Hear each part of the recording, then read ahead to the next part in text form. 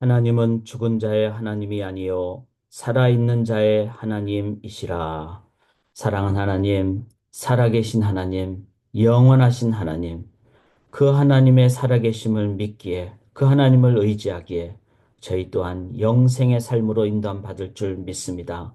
그 하나님이 나의 하나님, 우리의 하나님, 우리 아버지 하나님이시기에 우리 또한 죽음을 넘어 영생의 삶, 영원한 현재의 삶을 이제 오늘도 하루 귀하신 주께서 주신 나를 믿음으로 기대로 시작하옵나니 하나님 오늘 매 순간의 삶을 통하여 하나님이 증거되게 하옵시고 하나님의 나라가 건설되게 인도하여 주시옵소서. 감사 영광 올려드리오며 살아계신 예수 그리스도의 이름으로 간절히 기도드리옵나이다. 아멘. 오늘도 영원하신 하나님께서 주신 귀한 하루 매일 기쁘게 우리 오늘 내가 매일 기쁘게 이 찬송 함께 기쁨으로 올려드리도록 하겠습니다. 내가 매일 기쁘게 술래길 행함은 주의 팔이 나를 안보함이요. 내가 주의 큰 복을 받는 참된 비결은 주의 영이 함께함이라멘. 성령이 계시네. 할렐루야 함께 하시네. 좁은 길을 걸으며 밤낮 기뻐하는 것 주의 영이 함께함이라.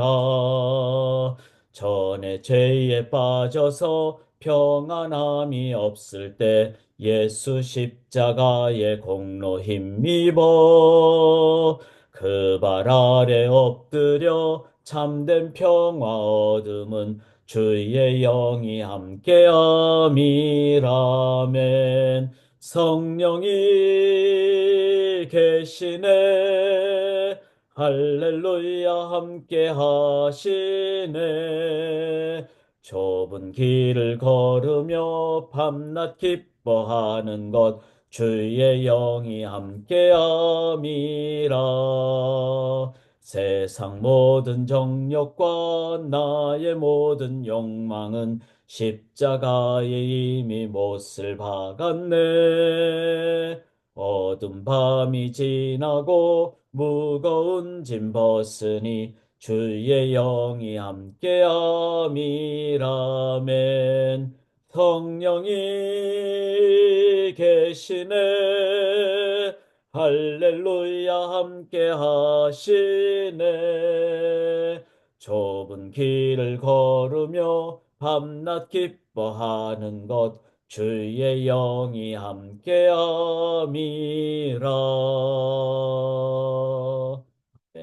주의 성령으로 함께 인도함 받을 때 좁은 길 그러나 기쁨으로 바른 길 걸어갈 줄 믿습니다. 오늘은 이제 누가복음의 네 번째 단락이라고 할 수 있는 20장. 그래서 맨 오른쪽에 보면 인자에 있은 예수님의 순환과 부활 이제 장면으로 들어가는 이제 사순절 30일째 저희가 함께 말씀을 나누도록 하겠습니다. 오늘 본문을 제가 이렇게 제목을 잡았습니다. 피조물의 한계로 창조주의 영역과 능력을 제한하지 말아야 합니다. 이렇게 제목을 잡았습니다. 우리들이 착각하기 쉬운 것은 내가 아무리 막 머리가 뛰어나고 또 능력이 많아지고 그래도 내가 모든 걸 다 할 수 있다라고 착각하지 말아야 된다는 거죠. 왜냐하면 우리의 본질은 창조주가 아니기 때문에. 자, 이 전제를 이해하지 못하면은 우리는 많은 경우 오류를 범하기가 쉽습니다. 그래서 내가 하나님 보여주세요. 그럼 내가 믿겠습니다. 자, 피조물이 하나님을 어떻게 다 볼 수 있겠습니까? 하나님 실제로 나타난다 그래도 이 우주보다 더 크신 하나님을 어떻게 볼 수 있겠습니까? 볼 수가 없죠, 인간의 눈으로. 그런데 내 눈으로 보면은 믿겠습니다. 내가 이해가 되면 믿겠습니다. 어린아이의 머리로 부모님의 그 말씀이 다 이해가 안 되듯이 그와는 비교할 수 없는 피조물의 입장에서 창조주를 다 이해하고 그러면 내가 믿겠습니다. 이런 것은 전제가 잘못된 것이죠. 그래서 피조물의 한계로 창조주의 영역과 능력을 제한하지 말아야 한다. 그래서 우리는 믿음으로 하나님을 믿는 것이지 논리로 이해로 하나님을 믿는 것은 하나님의 부분밖에 이해되지 않습니다. 그러면 부분적인 하나님은 온전한 하나님이 아니죠. 그래서 성경을 우리들은 다 이해하지 못할 때가 있습니다. 그럴 때 순종하고 말씀대로 살아가다 보면은 이해가 되는. 그래서 우리는 말씀을 이해하려고도 해야 되지만, 그러나 가장 중요한 이해는 내가 하나님을 다 이해하지 못한다라는 이 말을 이해할 때 우리들은 순종하고 순종하면은 나중에 이해가 되고, 또 물론 하나님 우리에게 논리와 질서의 영역으로 주신 것이 있습니다. 근데 그런 것들은 또 우리가 이해하고 또 논리적으로 이해해야 돼요. 근데 그것마저 그런 건 다 안 해버리고 무조건 믿습니다. 이러면 맹신이 돼버리죠. 맹신이 돼서도 안 되고 우리가 모든 걸 다 알 수 있다고 생각하는 인본주의가 돼서도 안 됩니다. 우리는 하나님 안에서 우리가 이해할 수 있는 그 질서와 논리의 영역은 최선을 다해서 이해하려고 해야 됩니다. 그래야지 우리들은 이해하면서 하나님을 믿게 되는 온전함이 있습니다. 그러나 그것과 함께 그 이상이 되는 하나님의 무한의 영역은 우리들의 머리로 다 이해하지 못한다. 이것 또한 인정을 할 때 우리들은 하나님에 대한 신앙적 올바른 자세를 가질 수가 있습니다. 자, 문제는 여기 서기관들과 대제사장들이라 그랬죠. 19절에 보면은 이들이 어, 자신들의 생각을 가지고 예수님을 딱 보니까 예수님이 능력도 많고 막 이렇다는 거죠. 그래서 자신들의 생각으로 예수님을 다 이기지 못하니까 그들은 예수님을 이제는 넘어뜨리려고 그렇게 합니다. 자, 그 한 방법이 뭔가 하면은 여기 22절에 우리가 가이사에게 세를 바치는 것이 옳습니까? 옳지 않습니까? 자, 당신은 로마 치하에 있었죠. 그러니까 로마 치하에 가이사는 시저, 황제를 얘기하죠. 황제에게 이제 치하에 있으니까 세금을 바치는 거예요. 이거를 옳다 그러면은 당시에 민족주의자들, 유대 민족주의자들이 있는 그 상황 속에서는 예수님이 막 비판을 받지 않겠어요. 아니, 로마한테 세금을 바치라고 이러면 이제 예수님이 막 비판을 받게 되죠. 자, 그런데 안 바친다 그러면 어떻게 될까요? 안 바치면은 지금 황제 치하에 있는 이 유대 민족, 이스라엘 사람들은 이제 막 로마로부터 핍박을 받게 되는 거죠. 그러니까 이들이 얘기하는 거는 예수님을 어렵게 만들려고 이러지도 저러지도 못하게 하는 그런 이제 함정에 파놓은 질문을 하는 거죠. 우리가 로마 황제에게 세를 바치는 게 옳습니까? 아니면 안 바쳐야 됩니까? 바친다 그래도 어렵고, 안 바친다 그러면은 이 로마 치하로부터 더 핍박을 당하고, 바친다 그러면은 이제 민족주의자들한테 막 예수님의 어려움을 당하게 되고. 자, 이것은 이들은 예수님을 같은 어떤 레벨로 보고, 그리고 예수님을 인간적인 관점에서 이제 넘어뜨리려고 하는 그런 차원이죠. 그런데 예수님 어떤 분이죠? 참 인간으로 오셨지만 하나님이시다. 그래서 우리가 이 지혜를 가져야 됩니다. 이 땅에서 우리가 해야 될 일, 그리고 그 이상의 하나님의 영역, 이거를 구분을 하면은 이 질문에 대해서 답을 할 수 있죠. 예수님 어떻게 답하십니까? 25절에 가이사의 것은 가이사에게, 하나님의 것은 하나님께 바치라. 자, 가이사 것은 이 땅에 있는 그 통치의 구조 하에 있으니까 그는 우리가 해야 될 일에 대해서 우리들은 감당을 해야 된다. 쉬운 거는 아니죠. 당시에 로마에 바치는 세금은 한 이스라엘 백성들이 자기 수입의 3분의 1 정도를 바쳤다고 합니다. 만약에 우리가 1년에 3만 불을 버는데 세금을 정부에 10,000불을 바친다. 이러면 아주 많은 금액이잖아요. 그러니까 이게 쉽지는 않습니다. 그렇지만 로마 치하에 있었을 때 이 상황 자체에 대해서 백성들이 핍박을 받지 않는 길은 시민으로서 해야 될 일.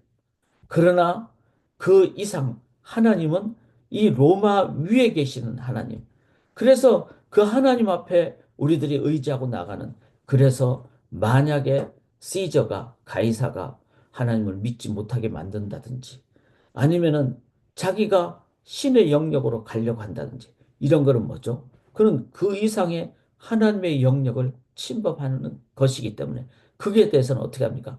반드시 반대해야 됩니다. 하나님의 영역을 침범하는 것에 대해서는 아무리 정부를 할지라도 반대를 해야 됩니다. 그러나 그 이 세상에서의 일반의 영역에서 시민으로서 해야 될 것은 행하는. 자, 그래서 세상 나라에서 우리가 가져야 될 자세.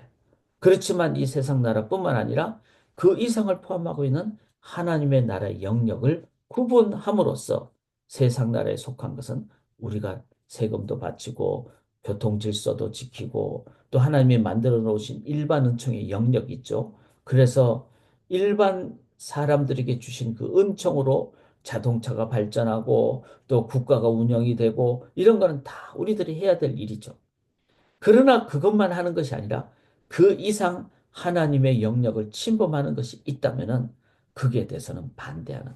예를 들어서 일제 치하에서 신사 참배에 대해서는 우리가 반대하는 이런 구분을 가지고 정확한 자세를 가질 때 우리는 피조물의 한계로 창조의 주의 영역과 능력을 제한하지 않게 된다는 것입니다. 자, 두 번째는 27절에 보면은 사두개인들이 질문을 합니다. 그런데 이들은 어떤 사람들입니까? 부활이 없다라고 주장하는 사람들이에요. 그러니까 이 사람들은 종교를 믿지만 인본주의적인 종교를 믿는 거죠. 즉, 내가 내 논리적으로 이해되는 것만 나는 믿겠다. 죽음 뒤에는 모르겠다. 그리고 그건 어떻게 사람이 죽은 뒤에 계속 사는가? 인간의 육체 한계로 끝나지 않는가? 이들은 인본주의적인 종교주의자들이죠.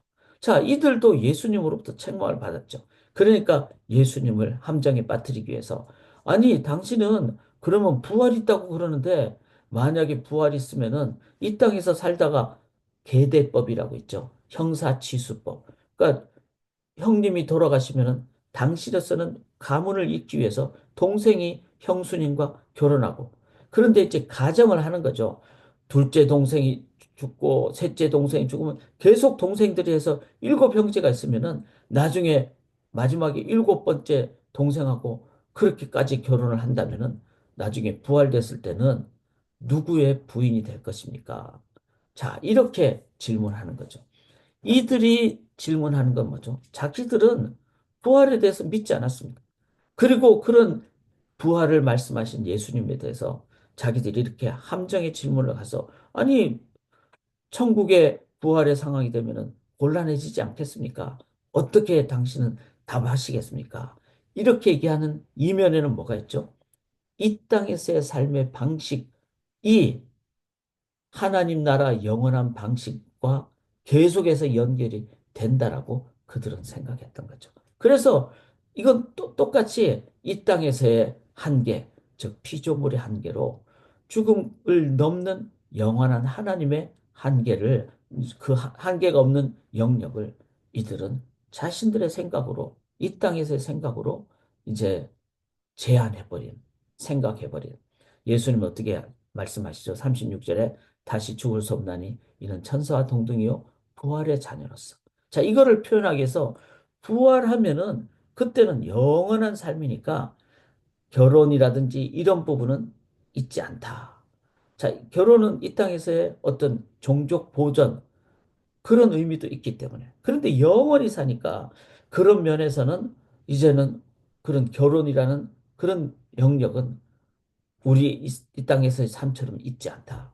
그렇죠. 영원히 살기 때문에. 자, 이거를 우리가 자칫 잘못하고 오해를 하면은, 아, 그러면은 내가 지금 이 땅에 사는 내 아내, 내 남편을 천국 가서도 몰라본다는 말입니까?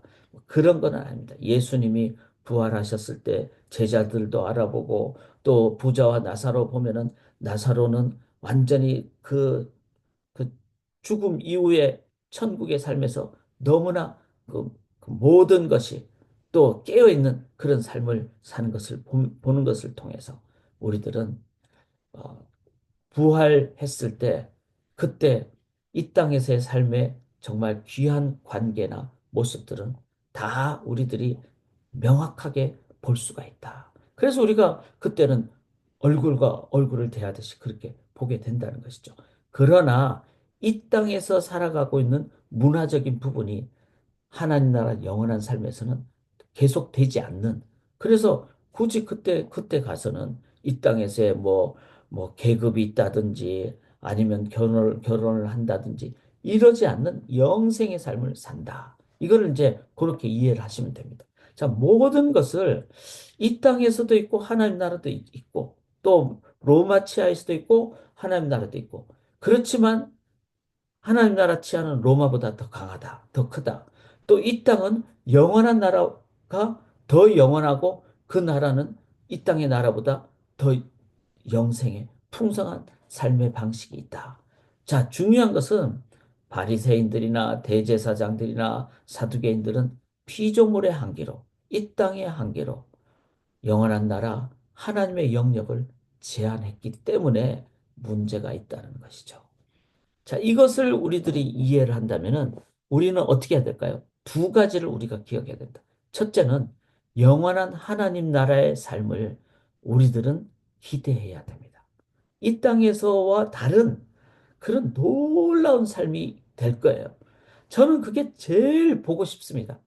예를 들어서 뭐 이 땅에서는 사람들이 외모로 막 뭐 잘생겼다, 이쁘다 그러잖아요.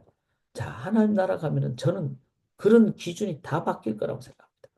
또 이 땅에서는 우리가 막 좀 몸이 좀 부족한 부분도 있잖아요. 저처럼 눈이 나쁘다든지. 그런데 그 하나님 나라에서는 안경 없이 사는 그런 놀라운 상황을 맞이할 것입니다. 자, 그거를 우리들은 기대해야 됩니다. 영원한 하나님 나라. 자, 두 번째는 그 영원한 하나님 나라 관점으로 이제는 로마 치하에서도 가이사에게 줄 것 그냥 세금은 한다. 그러나 하나님의 그 진리를 침범하는 것은 난 절대로 신사참배 못한다. 이렇게 하는 하나님 나라의 영원한 그 관점을 이 땅에서 현재적으로 우리가 살아가는 이게 뭐죠? 여기 바로 아브라함과 이삭과 야곱의 하나님. 이거 다 아브라함에게도 동일한 하나님. 이삭은 자기 아버지 아브라함이 돌아가셨어요. 그렇지만 자기의 하나님이라는 거예요. 야곱도 자기의 하나님이라는 거예요. 하나님은 현재적인 하나님. 하나님에게는 모든 사람이 살아나니라. 자, 이거를 믿는, 이게 부활을 믿는 사람은 어떻게 사는 겁니까? 영원한 현재의 삶을 사는 것이죠. 그래서 영원한 현재의 삶을 우리들이 사순절 때는 죽음만을 우리가 묵상하는 것이 아니라 죽음 뒤에 부활을 묵상하기 때문에 우리들은 오늘도 영원한 현재적인 삶을, 하나님 나라의 삶을 이 땅에서 이제 추구하고 살아가고. 물론 세상에서 해야 될 것은 하지만 그것만 하는 것이 아니라 하나님 나라. 하나님 나라는 높낮이도 없고 하나님 나라에는 외적인 것도 없고 외모 지상주의도 없고 그러면 그거를 지금 이 땅에서 우리가 문화적으로 살아가야 된다는 거죠. 이걸 뭐라 그럽니까? 마지막에 제가 결론을 이렇게 చెప్ప니다. 눈크 스탄스. 이 눈크라는 지금 스탄스는 스탠딩, 아웃스탠딩. 놀랍게 지금 발현되는 현재, 눈크, now, 지금의 삶. 왜냐하면은 영원한 하나님의 나라는 영원하니까 영원한 현재로 지금 되죠. 하나님 나라는 부활의 때 되니까 지금 이미 너희 안에 하나님 나라가 있다는 것을 받는 예수 믿는 사람은 오늘 우리는 이 땅에 하나님 나라 문화의 삶을 만들어가고 보여주는 삶을 살아야 된다는 거예요. 그게 바로 하나님 나라입니다. 내일 수요 성경 공부 때는 누가복음 전체를 통해서 하나님 나라 관점으로 함께 나눌 겁니다. 그게 바로 눈크 스탄스, 놀라운 지금의 삶. 사랑하는 여러분, 오늘 우리에게 주어진 이 귀한 날을 우리는 이 땅에 살지만 하나님 나라 백성으로 이 땅에 문화를 만들어 갑시다. 또 지금 살아가지만 죽음 이후에 부활의 산 믿음으로 우리는 영원한 현재 지금의 삶, 가장 비싼 금은 지금이라고 농담 삼아 얘기하잖아요. 황금이 아니라 지금이라고, 오늘이라고. 사랑하는 여러분, 그렇게 오늘도 하나님 나라의 현재적인 삶을 기쁘게 살아가시는, 매일매일 성령으로 인도함받고 살아가시는 우리 성도님들 되시기를 주님의 이름으로 간절히 기원합니다. 하나님, 놀라운 현재의 삶, 오늘의 삶, 지금의 삶을 매 순간 살아가게 도와 주시옵소서. 감사드리며 예수님 이름으로 기도드리옵나이다. 아멘.